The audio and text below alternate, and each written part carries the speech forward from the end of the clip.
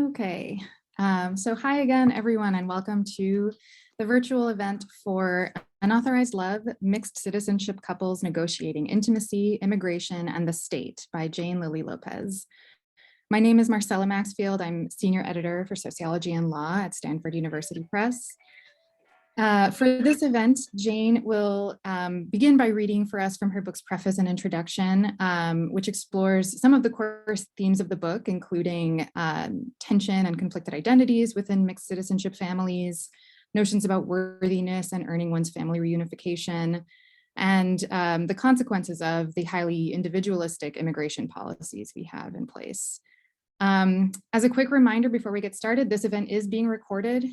We've got a pretty full agenda for the event, and so we're not likely to have time for audience questions at the end, but if you do have a question or comment, please feel free to drop it in the Q&A panel, and we'll organize a follow-up blog post after the event.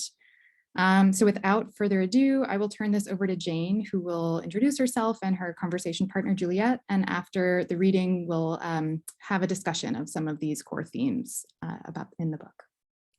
Thank you so much, Marcella, and thank you to all of the others at Stanford University Press for helping organize this event. I am so happy to be here today and to be in conversation with my dear friend, Juliette, who has been a long-term participant in this study. We were remembering today that we had our first interview 10 years ago in talking about her family's experience. And in addition to the interviews and conversations that we've had, Juliette is someone with whom I have been thinking really deeply about these issues around mixed citizenship status and families for many years. And I'm going to begin by reading from the preface in the book, and you'll learn a little bit more about both of our backgrounds there. In 2009, Camille, Juliette, and I fell in love with non-US citizens. Camille and Giovanni, whose parents brought him to the US from Guatemala when he was just 6 years old, felt a spark as soon as they met. Although Giovanni's parents and siblings had been able to obtain a legal immigration status, he was too old to receive permanent residency automatically with his parents and still had no authorization to live in the US when he and Camille fell in love. Camille was not too worried about it. She figured that once they had married, he would automatically qualify for citizenship through her. Tenoch, Juliette's partner, came into the US without authorization in his early 20s, shortly after his mother died. In Mexico, he had been studying at university to be a chemist. In the US, he began working in construction to help support his father and 11 siblings back home. My boyfriend, Ramon, still lived in his Mexican hometown, conveniently situated on the border with California. He had a tourist visa and could travel back and forth regularly to the US as needed, although Mexico remained his country of residence. The first and only time all 6 of us were together was at Juliette and Tenoch's wedding in July 2010. Camille and Giovanni, newlyweds themselves, danced the night away. As Camille swayed and turned across the dance floor, I could see hints of her 20-week baby bump through her long flowing dress.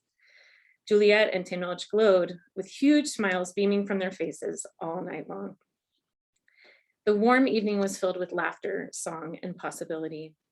We all felt like our lives were just beginning as fate beckoned us toward a future full of promise. By the time I began my doctoral program in 2011, Camille and Juliette were both married with babies, and I was newly engaged. In some ways, we all felt like we were heading down the same happy path. But our partners' different legal statuses were already pushing our lives in divergent directions. Police had arrested Giovanni in late 2010 on a warrant after pulling him over for speeding. He had missed a mandated court appearance, which triggered the warrant for his arrest. He spent a year in jail and was slated for deportation as a result. Camille gave birth to their baby boy alone, and now she was fighting off depression and caring for her newborn while exhausting every possible lead that could help cancel or delay Giovanni's deportation. Juliette experienced stress and anxiety as she adjusted to her new life in the shadows as part of an unauthorized immigrant family living in the US. She had nightmares that police were pounding on their door, calling out Tenoch's name, waiting to arrest and deport him. Most days felt normal as life with a newborn can feel, But Juliette also carried with her a new, never-ending worry that quietly gnawed at her peace of mind. Every day she wondered, will today be the last day our family can be together? And yet everything for Ramon and me seemed straightforward. We could marry when we wanted and live where we wanted, which for the time being would be in Mexico. We both traveled freely between the US and Mexico, building ties as a couple with family and friends in both countries. The world was as wide open as we wanted it to be. Our opportunities seemed endless, and we felt uninhibited in charting our future together. As I began my graduate studies, I sought answers to explain how Camille, Juliette, and I, all US citizens, all in love, all equally deserving of family success, could already be traveling along such varied trajectories because of our partners' non-immigrant statuses in the US. Our three stories and our very different experiences within the US immigration and family reunification system have grounded this research from the beginning, setting me on my path to understand why US immigration laws have made it relatively easy for some families, like mine, to succeed, while making it nearly impossible for other families, like Camille's and Juliette's, to survive. This book is my attempt to both answer these questions and to bear witness to the consequences of US immigration policies on families, a record of our unauthorized love. Introduction. So how long before they become a citizen? It's automatic, right? You'd be hard pressed to find a US citizen married to a non-US citizen who has never been asked this question. Many Americans believe this is the case. I certainly did. That is why I was baffled, then appalled, when my dear friend Camille called to tell me that the US government was deporting her husband, Giovanni. How could this happen, I asked. You're a US citizen. Camille's citizenship, it turns out, was not enough. Not enough to help Giovanni become a citizen, not even enough to save him from indefinite banishment from the United States. The US Supreme Court confirmed this unfortunate truth in Kerry versus Dinn from 2015, stating unequivocally that there is no constitutional right to live in the United States with one spouse. Yet family reunification, an entitlement in US immigration law that enables US citizens and legal permanent residents to extend legal immigrant status to some immediate family members, has served as the foundation of US immigration policies since its inception. Hundreds of thousands of US citizens successfully sponsor their spouses for legal immigration status with a pathway to citizenship every year. Why wasn't that true for Camille too?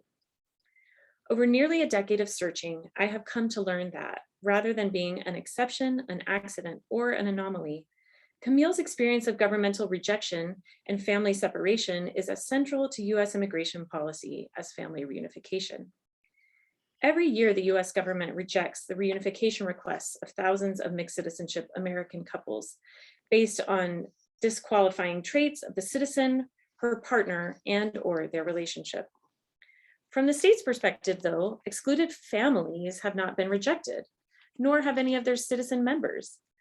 Family reunification denials only affect unworthy or unqualified individuals, precisely because non-citizenship and unauthorized status are technically individual level statuses. In matters of citizenship and immigration, the state deals with individuals, not families. As the majority in Kerry versus Dinn declared, there is a simple distinction between government action that directly affects a citizen's legal rights or imposes a direct restraint on his liberty, and action that is directed against a third party and affects the citizen only indirectly or incidentally.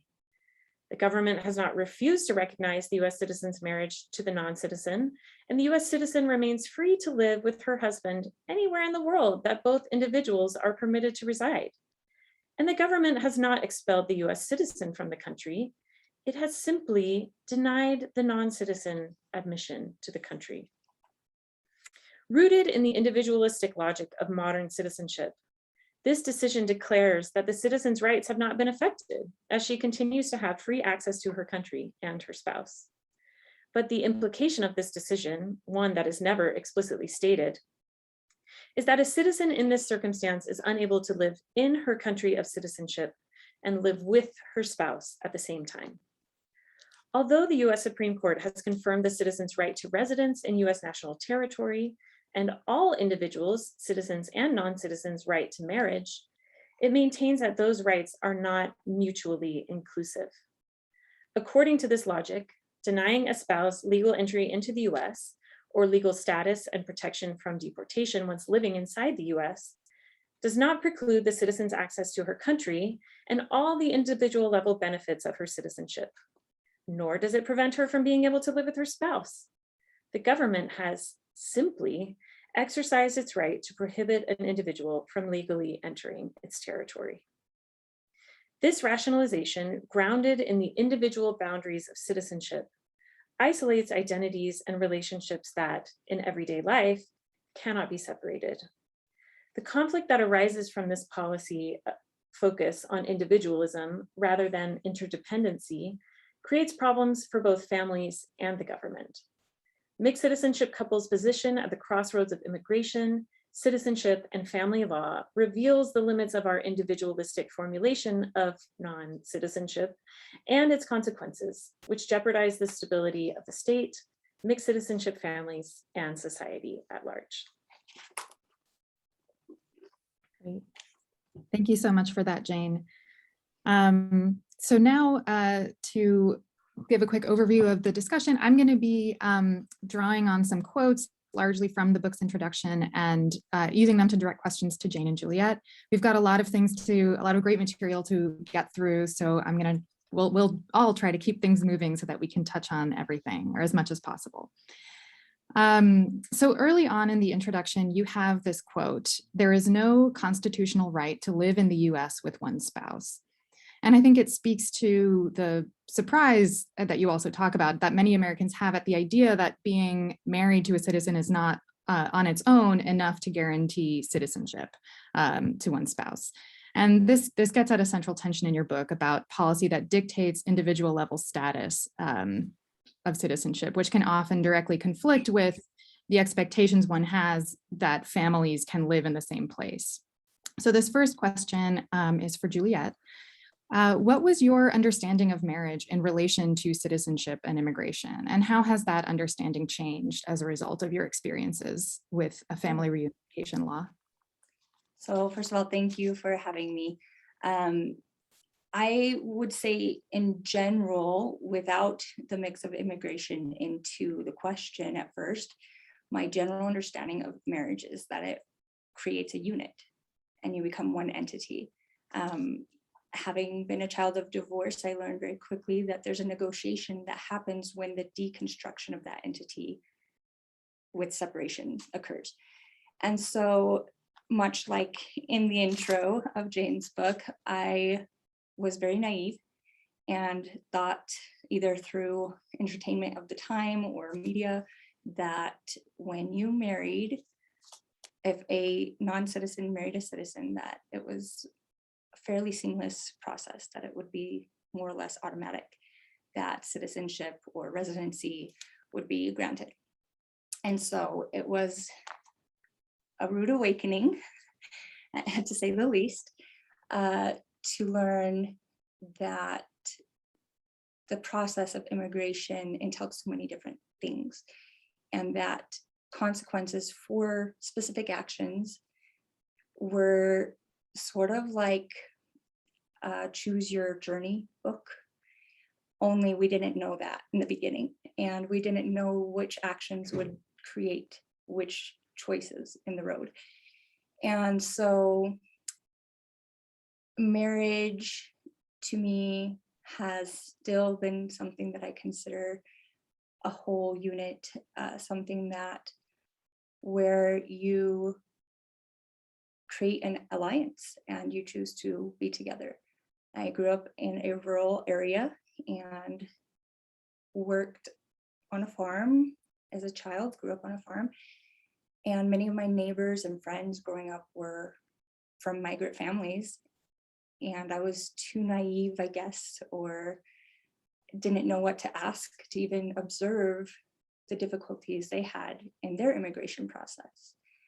And so I assumed that their ability to receive a work visa was fairly simple. But of course, we all know that everyone has their own story. And it wasn't until I left my hometown and moved to a different state that had more openly undocumented immigrants, and I listened to their stories, and I listened to the challenges that mixed couples faced, that I began to change the paradigm that I held regarding marriage and immigration specifically.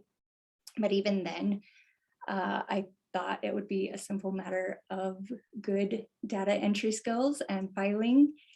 And for my family's experience, that couldn't have been farther from the truth.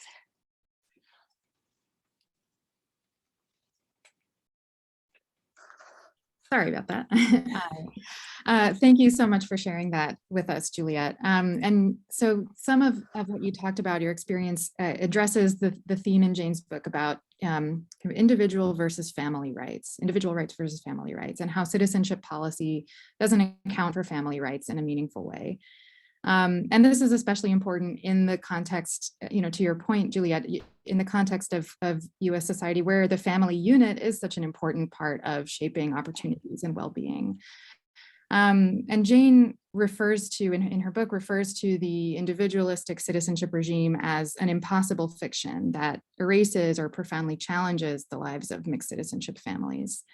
So another quote is, "Mixed citizenship couples' position at the crossroads of immigration, citizenship, and family law reveals the limits of our individualistic formulation of non-citizenship and its consequences, which jeopardize the stability of the state, mixed citizenship families, and society at large."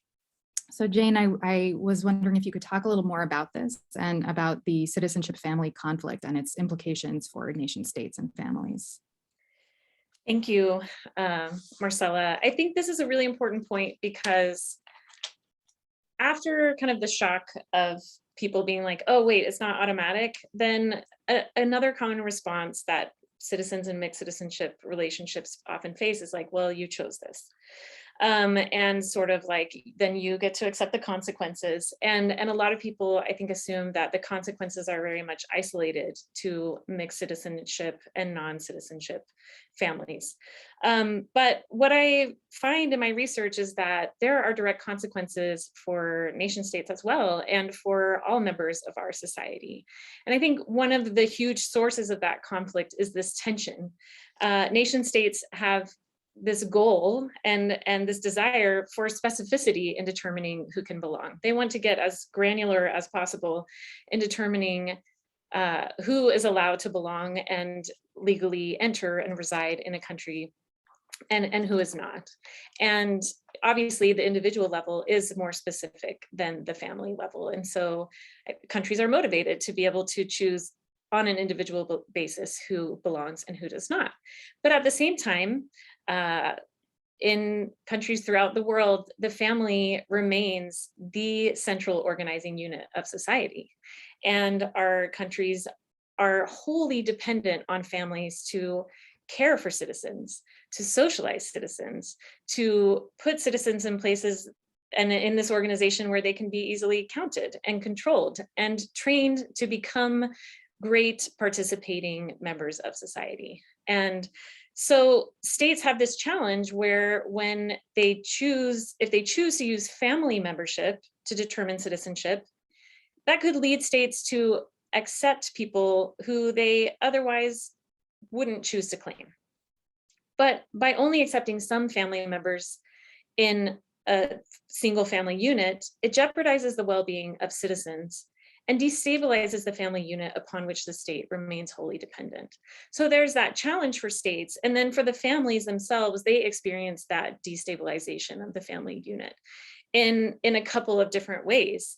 And families basically have to choose to walk this tightrope between staying together as a family while also avoiding detection by the state, or otherwise not being noticed that they are a family unit composed of non-citizens and citizens, by not taking advantage of some of the citizenship benefits that certain family members are entitled to, or they have to relocate to a different country where they all are legally allowed to reside and where that tension no longer exists.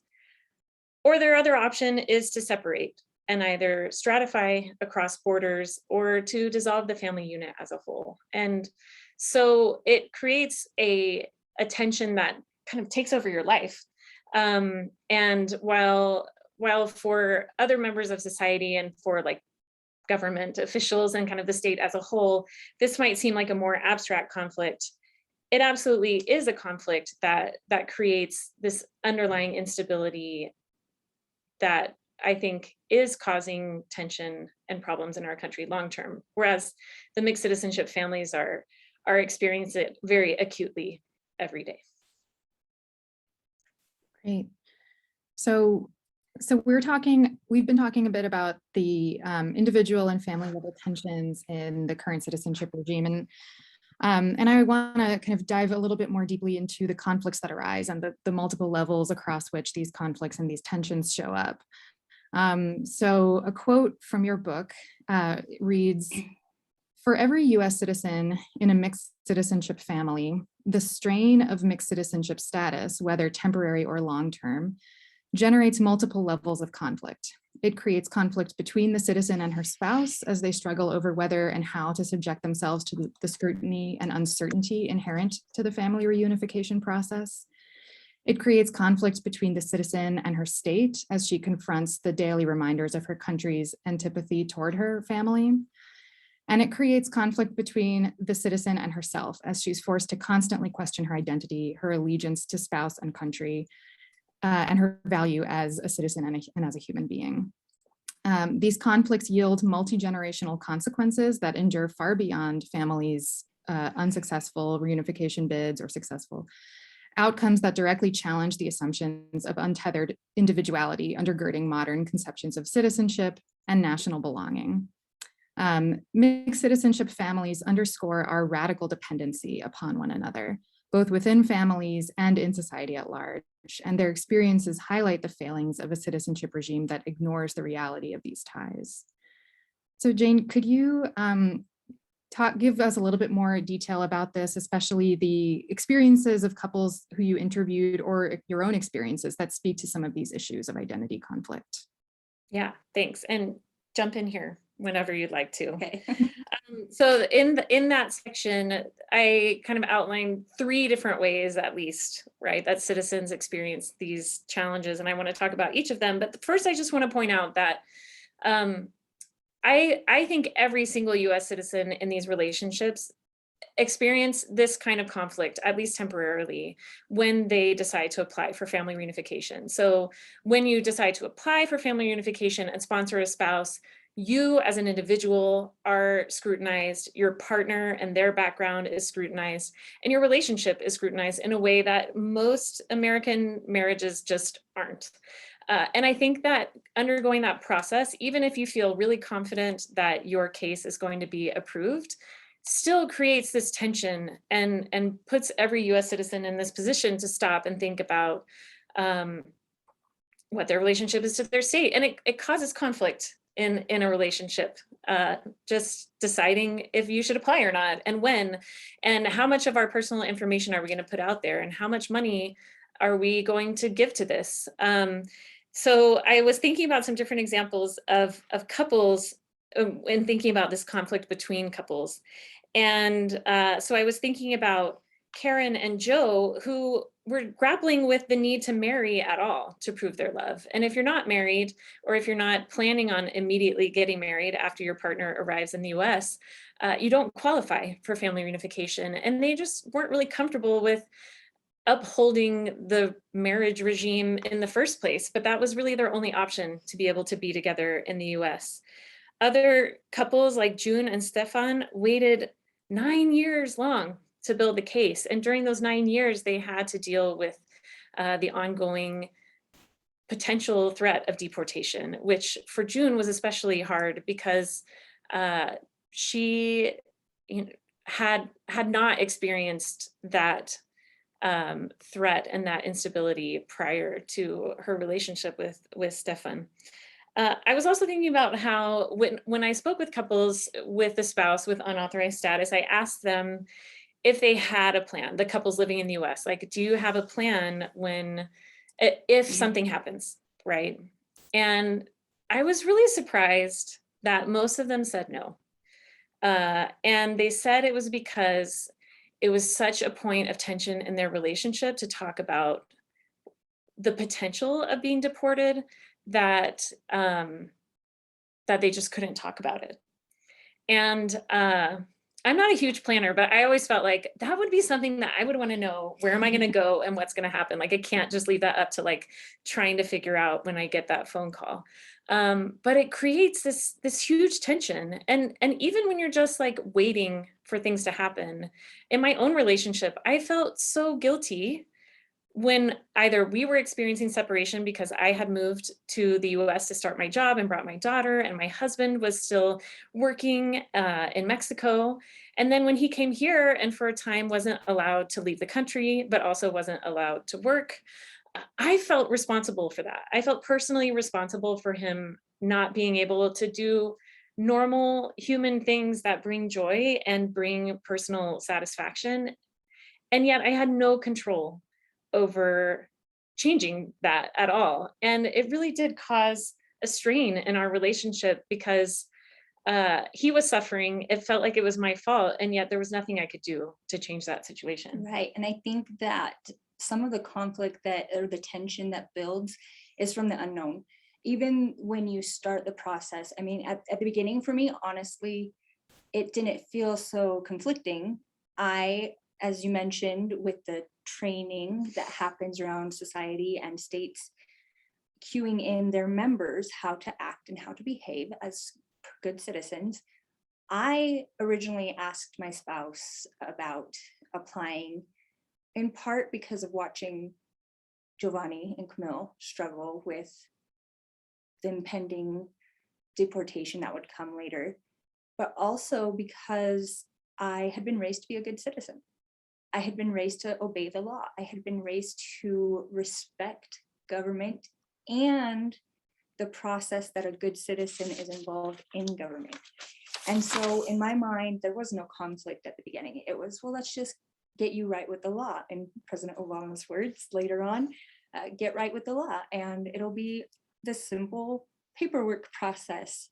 But I didn't know that in the past decisions of my spouse of Tenoch, that because he had chosen this way, or this reaction had happened when he crossed the border, there's things, if you are simply getting a status change from a visa to residency, or even an expired visa is much easier, or if you crossed but were not caught.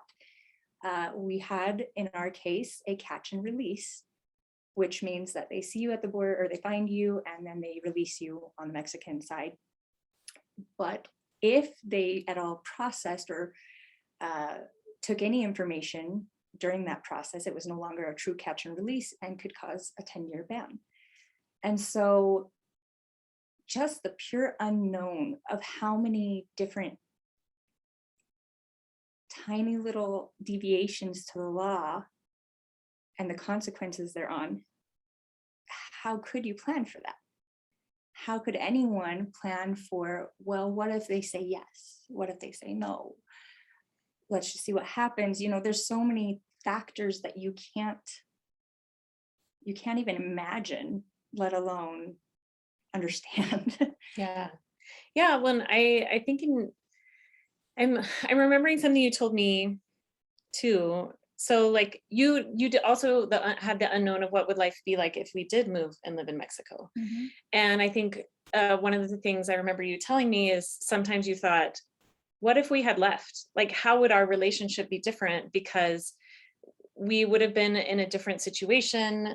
I remember saying, and I think it's in your book actually, I said something like, and I thought about it all the time, if we had just chosen to go to Mexico and deal with the process there, would it have been different sharing something that was beautiful to him? Would it have been different not having to worry all the time about this whole process and just living our lives? It would have been different for sure on culture and learning how to, just thrive in a different atmosphere. But I did think about that a lot. And just having to have that discussion in your brain all the time, that's conflict in and of itself. Yes, yes. Okay, so I'm going to jump to the third conflict in that statement, because this feeds right into it. Because as a citizen, you start questioning yourself too. And I was thinking today that it's kind of like as the result of a bureaucratic gaslighting, where you're just kind of stuck questioning, is this my fault? Did I do this? Did I misunderstand something? That I don't have the right to love who I want to love. I don't have the right to live in my country with my family. And it leads you to ask all of these questions of, are these dreams and goals that I imagined for my family wrong? Do we not deserve those things? And then to think, as you're like struggling through all of this, to constantly say, should I just have given up so long ago and chosen a different path? And would that have been better for us? And I think, because it's not fair to us, to them, to the children. It's not fair to have to question yourself like that. Yeah. Something that really stands out to me in hearing about all of these different couples was, and the genius of this book really is that all of our situations were pretty different. And yet when someone talks about deportation, we got deported. When I talk about residency, we got our residency. In our minds, we were never a separated unit. And so to be questioned on that, or to be questioned on policies that would arise, and your neighbors and community members are, oh, well, hey, you're dealing with this, and having to answer their questions while you're still trying to figure out immigration, and you're like, I don't even know, it just is a constant gnawing. And I think bureaucratic gaslighting is a perfect term for that. yeah, thank you. And that goes into this other conflict between the citizen and the state. And it came out most clearly from the people whose spouses had been rejected by the state. And they didn't say it that way. They didn't say my spouse was rejected by the state. They said we were rejected by the state. Our family was rejected by the state. Camille said, I feel like no nationality. That was her conclusion after being rejected from the US, experiencing her husband's deportation, moving to Guatemala, but not feeling Guatemalan either, and saying, I feel like no nationality. I feel abandoned by my country. Christian referred to himself as having been rejected by the United States, even though he was still a US citizen, because his wife had been rejected by the United States, and he took that directly. And Julia said, yes, it's still my country, but I feel unwelcome there. I was told that I don't belong. And that pain and that fracturing of the relationship between the citizen and the state, it doesn't all disappear if and when your spouse does receive status. That just the fear and the lack of trust can never fully be restored after your country has put you in this situation where they've said, you might not actually belong here, and your family might not actually belong here. And even after they say, okay, yeah, you can stay, it's not enough. I think Sonia in your book coined it perfectly. Her, and you may have to clarify some of this, but I know in the book it mentions the deportation decision by a judge to her spouse, and she was told, you can go visit him. And Sonia's response was, families are not to be visited, they're to be lived with. And so to see all of these back and forths all the time, and then to hear things like that from an authority of our country,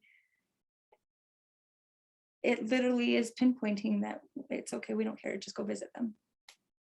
Yeah. And I think our lack of follow-up, we don't follow up on families after they're separated, after a deportation. So we don't actually see this trauma and this pain being played out across generations, because basically our national motto is out of sight, out of mind, right? We're just not going to think about it anymore. Yeah. Now that it's not happening in our front yard. Thank you for sharing all of that. And so you mentioned at various points the idea of sort of deserving and what you do and don't deserve, and these sort of doubts about that. So I think a big, or you talk about how a big part of what drives these conflicts is the sentiment that families have to prove their worthiness and they have to kind of earn their family reunification once they are separated. So as many of the people interviewed in your book experienced, this process is far from equal and has a lot more to do with luck and strategy than with anything else. So could you both talk about, maybe starting with Jane, could you talk about how the family reunification process works and what roles luck and strategy play in the ability to earn or prove worthiness in that way? Yeah, thanks. I'm not going to get into the weeds of the different laws that exist that detail this. Please read chapter 2 if you'd like to be familiarized with all of those. But what was so interesting to me is that there are these laws, right, that say, okay, these kinds of relationships qualify and these kinds don't. And yet what I found through the interviews was that many of the couples who I spoke with, their family reunification outcomes did not match perfectly with what the law said. And this has to do precisely with both the luck and strategy. Family reunification law is citizen initiated, right? So the couple has to decide when to apply. And I think that's something that actually a lot of couples don't know. And so a lot of them are like, hey, we got married, we should submit this, but actually you can decide not to apply. You can wait for years or weeks or decades. And there are some risks to waiting. The laws could change. If your spouse has an unauthorized status, they could be detected and deported, right? But there are also risks to applying because in practice, families get about a once in a decade chance to apply, if not longer than that. And so if you apply too soon, you lost your chance, right? And you might have to face 10 years outside of the country or other significant consequences before you have another chance to apply for family reunification. And so there are certain things like lucky families, right, whose more privileged socioeconomic backgrounds of both the US citizen and the non-citizen partner make them help them to qualify themselves more easily for reunification, right? Families whose structure and daily life better reflects heteronormative traditions, expectations, and practices that are built into the law. Also, people who get good legal counsel, who have any legal counsel, but especially good legal counsel, because bad legal counsel is not good luck, right? And changes in the law that could help. So like in 2012, there was an executive order passed by President Obama that allowed families with an undocumented spouse to apply for something called an extreme hardship waiver before they left the country. It used to be you had to like go to your interview and then you'd find out actually your waiver request was denied and now you have to wait 10 years before you can go back to the US. And so it was changed so you could find out in advance. And once that waiver was approved, there was generally a much higher chance of having your reunification application approved and your spouse being able to come back into the US, right? So that was a huge positive change for a lot of couples. And that happened right as I was starting the interviews for this book. Shortly after I finished interviewing, the Trump administration implemented a number of policy changes that required higher incomes for sponsoring spouses, required health insurance and other protections, I guess, against the non-citizen spouse becoming a public charge or a dependent of the state. And those policy changes really negatively affected some couples' outcomes. And so there is just kind of that luck of what's happening, and some things are in your control and some things are out of your control. But then strategy matters too. So applying when you've been married for 3 months versus applying when you've been married for 6 years and have a child, like when my spouse and I applied, that really changes the government's view of your relationship and your ability to kind of check those boxes. Also, when we got married, I was a grad student. Grad students don't make very much money. And so I didn't earn enough income to be able to sponsor him. But once I got a job, I was able to sponsor him, right? And so there were certain things in our own family where at different points in time, we satisfied the legal expectations, and at other points in time we didn't, and things would have been harder. And I saw that happening with couples. Also, having good legal advice and knowing how to present your relationship, present yourselves, what parts of your background and experience to highlight, and what other things should you choose not to share. Those are all things that can actually make a difference in your case and in the outcome. And so in the book, I talk about it as being like family reunification poker, where some of it has to do with the cards you're dealt and that luck, and with the rules of the game and whether or not those rules change. But it also, couples have the power to potentially change and improve their hand and to be able to play a better hand. Unfortunately, many of us don't have the handbook, which is now here. Thank you, Jane. I wanted to describe a little bit about my experience in fitting into that process, because originally, like I mentioned, I didn't think it was a game of chance or luck. I thought it was going to be paperwork and due diligence. I mentioned growing up on a farm, and part of that is learning good work ethic. I may not have been high up in the socioeconomic status of things, but I never knew anyone who was in the same low brackets as my family that were negated the opportunity to marry who they wanted. And so as we began, we were the 6-month married couple that started looking into it. Like I mentioned, it was the end of 2010 when we first discussed, and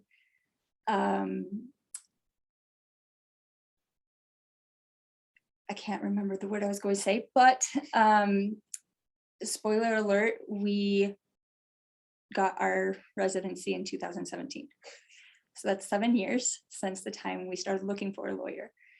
And when we first approached them, there was the question of the catch and release. And so we filed for Freedom of Information Act. And that is that we would be able to request documents of any, if there were any documents on my spouse from the border. And we never received that. And while waiting more than 6 months, that's when everything started coming out about the executive order for hardship. And because there was a risk of a 10-year bar and the risk of being asked to relocate and wait, at the time I had the potential to earn, and we didn't have as many children. And so the hardship wasn't necessarily thinking about finances. It was very focused on my husband. It was focused on his experiences. So I wanted to tell you what that hardship waiver looks like, because aside from that, while we were waiting to get that submitted and everything and gathering our evidence, we were also called in to an interview to vet our marriage. So not every couple has to do that. Many are able to submit their application without having to go to those interviews. But we were called in, and our lawyer at the time, which was our second lawyer within the same firm, there was a lot of turnaround in that firm, and some poor advice given. And we could tell when we met her at the interview that she was very nervous, that she was wondering why they were asking us to come in. They must have found something. If maybe the FOIA got back, we weren't sure. And if you have ever seen The Proposal with Sandra Bullock and Ryan Reynolds, it's less humorous than that, but it's very similar, where they sit you down and they just asked us questions over and over about our relationship, how we met, what we do for fun, how do we live together, all those things. And so after passing that and being approved in that essence, my lawyer was like, okay, let's go ahead and get your waiver filed. So what the waiver factors entail are factors of financial consideration, educational, health, including mental and physical, personal considerations, and safety. And you have to provide evidence within each of those considerations to build a case that is strong enough for them to decide whether or not you have extreme hardship. However, they do not have a rubric for what qualifies someone's experience as extreme, or I think their exact words are that the actual relocation and separation do not count towards that. Yeah, it has to be more extreme than just the hardship of experiencing deportation or separation. Yeah. Mhm. And so in 2013, we submitted that application and just waited. In 2014, my spouse's grandmother passed away in May, and we experienced some of that conflict and guilt. I felt so guilty because he could not attend her funeral. And I kept telling him it's just a matter of time. And July, that same year, we received our notification regarding the hardship waiver. And what the hardship waiver does, in case you don't understand, is it allows it allows the beneficiary, the immigrant, to remain in the United States while waiting for pardon, ensuring family togetherness and just longevity. And not facing that 10-year bar. And so the potential for the 10-year bar to go away. You still have to have your visa interview, which could still result in a 10-year bar, but the likelihood having been approved on an extreme hardship waiver is lower. Yeah. So we received the letter, and I even have a little clip on my phone of me recording my spouse. Tenoch opens the letter, and he's got a smile on his face, and he begins to read. And then he looks at me and says, "Denied?" And I went, "What?" And the video cuts. And so when we went back to our legal team, they said, "Oh, they must be cracking down. This is our first negation," which ended up not being true. So we had a new decision to make. And this is where we began to understand that strategy and luck were actually part of it. Because up until that point, we had seen raids nearby happen and deportations, and we had seen questionable things that made us nervous, but we didn't understand that a denial or our reunification application being denied would impede us from actually living a normal life. Up until that point, we couldn't get a home unless it was all under me. We couldn't get a car unless it was all under me. But then if we had difficulties where work was low, we couldn't get social program either. They would count his income then, but not towards the assets. And so we started looking at it more strategically. And our new lawyer, so we're on the third lawyer within the same firm, said, "Well, wait, because this is 2014, President Obama is going to give another executive order," which was the DAPA legislation that never made it into legislation. And DAPA is it's for parents of citizen children, deferred action. So basically like DACA, but for the parents of citizen children. So we had children, so he might have qualified if they passed it, all these things. But in the end, even though it didn't pass, even the order itself wasn't going to be very helpful. We already had fingerprints because of the permit to drive in our state.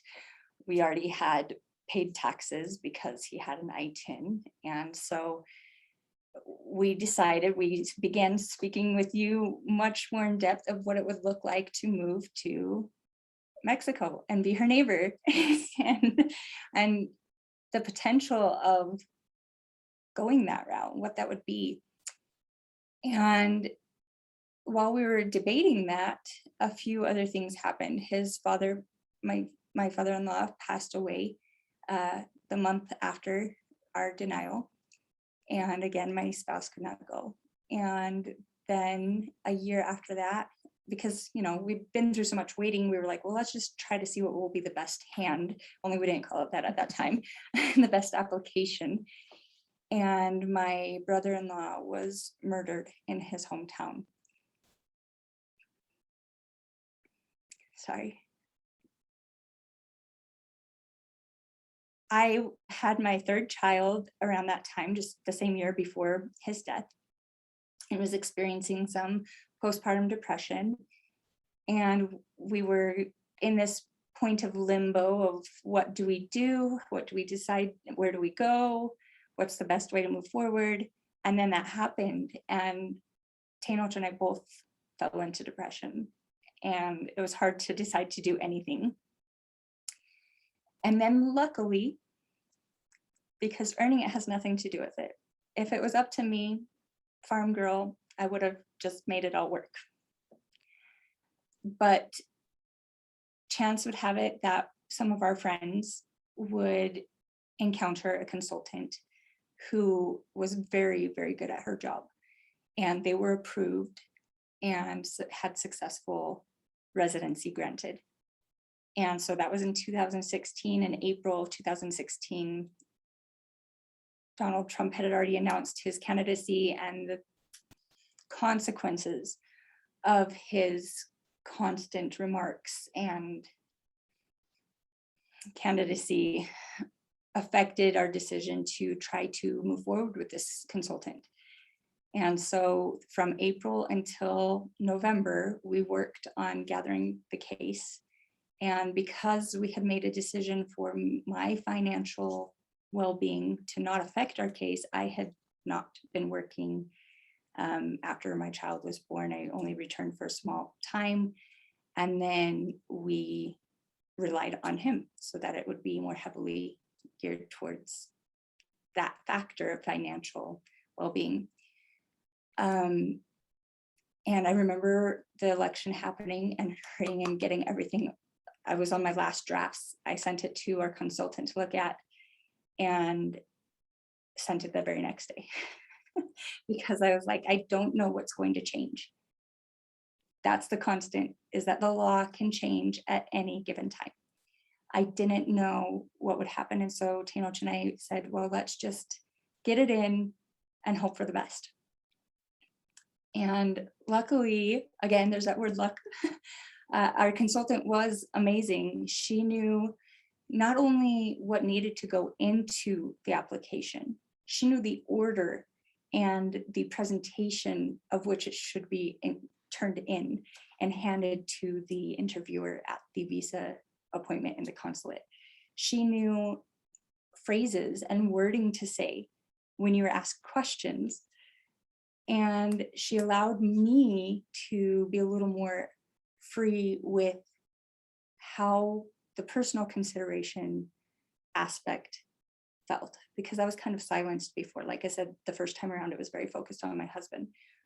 And so I was able to write a letter that was included in the evidence that said, not only had I experienced being a child of divorce, that was a decision made by a partnership, as it should be, that I had no control over, but also my father had been in a very tragic accident just a few years before that divorce. I was almost 12 years old and experienced forced family separation. And in my letter, I pleaded with them to know why, if an accident caused that to happen to me and my family, and I knew what it felt like, why would they do that to my children? Why would they suggest even taking someone whose only misdeed, I won't even call it a crime, I won't call it, it's not, his only misdeed was coming undocumented across this social construct of a line, of a border. And I don't know how much that swayed their decision, but having no rubric, you relied heavily on the luck that the person's desk of whom it landed on would have their heartstrings tugged by your story and feel something and feel that you were human enough to be approved. So I don't know, had it not been for all of our misfortune, Our case was better because I had major depression diagnosed. Our case was stronger because I was not the independent farm girl who knew how to work and helping provide for my family. Our case was stronger because we had had safety concerns with the death of my brother-in-law. Our case was stronger because the educational opportunities for our children and myself and my spouse would not be as strong as they were. And the fact that we were now, he had no family. I mean, his mother had already passed, his father had passed, his grandmother had passed, and the rest of his family were older children dispersed. There was no connection for us. Jane, you were successful in living in Mexico because you were with family. Yeah. It goes back to what you're saying. That's the root of the entire societal existence, is that family helps each other. So is it lucky that we went through all these horrible things? I don't know. I am very glad to be done with that process, but we still dealt with the aftermath. We're barely getting to the point where I almost feel like a newlywed again, only with 12 years of marriage, where we are talking about our future and we're talking about the things we're able to do, and that wouldn't have happened had we not had the right hand. Thanks. Thank you so much for sharing that really powerful account. I mean, we've touched on this a little bit, but I just want to give a chance to ask this question. And Juliette, you've mentioned after 7 years of waiting that now your family has been successful in applying for family reunification. And what has changed since then, since gaining residency in 2017? We started a concrete business. We are self-employed, which never would have been, there's so many steps in order to have a business entity filed and all of those things, insurance. And I am finalizing some educational goals of mine. This fall, I'll be able to receive my teaching license. We're looking at the potential of purchasing a home in the near future. And, you know, we haven't applied for citizenship yet because there's part of us that just wants to heal first. And sometimes we question the benefits of citizenship at this point because of everything we've gone through. So is it worth it to give them more money so that he can say he's a citizen? I don't know. There are still some things that we've been able to travel. That was one of my saddest things when we were waiting to resolve all of this for nearly a decade, was that when we first met, our goal was to be an international family. He loves his family. He loves his home state. It was important to us to be able to do that. And now we've finally been able to. So little things that other families enjoy. Right. So I wanted to, I know we're a little bit over time, but that's okay. Jane, I wonder if you can just quickly talk a little bit about some of the policy changes and recommendations that you go into more detail on in the book.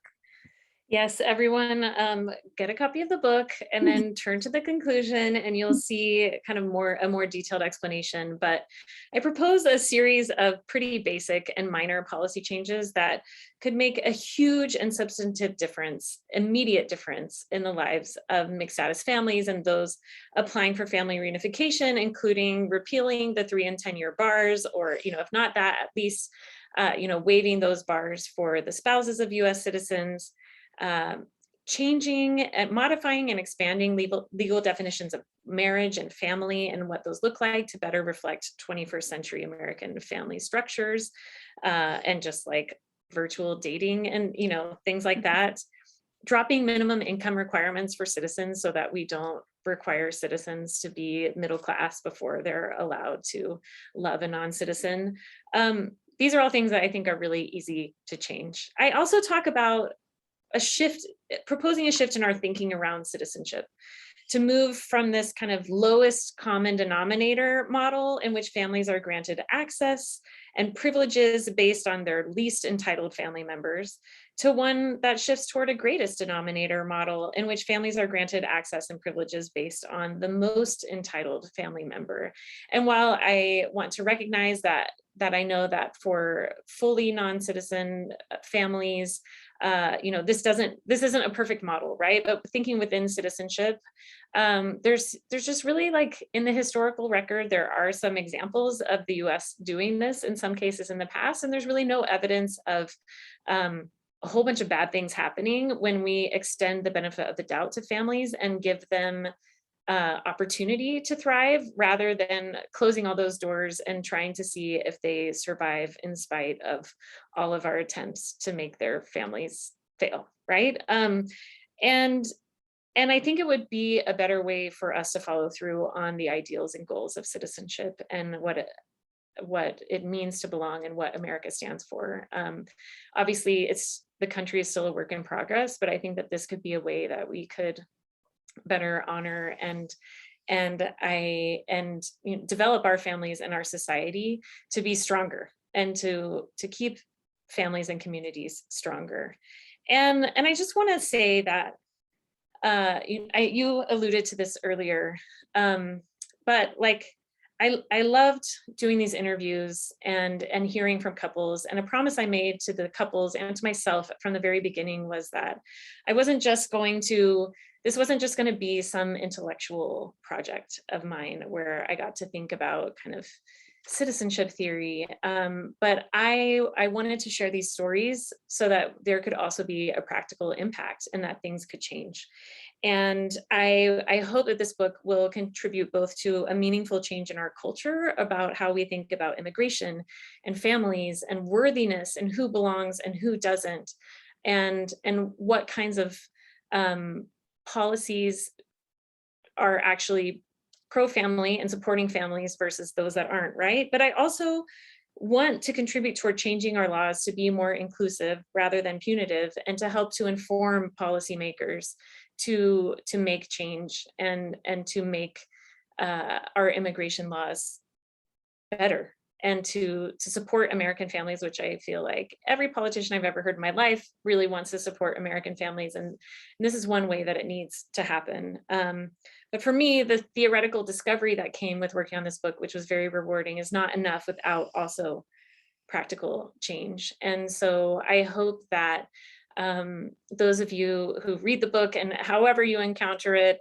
whether it's through a friend or in a class or in some other way, will take these stories and share them and help to rewrite these narratives and rewrite the laws so that we can have unauthorized love no more.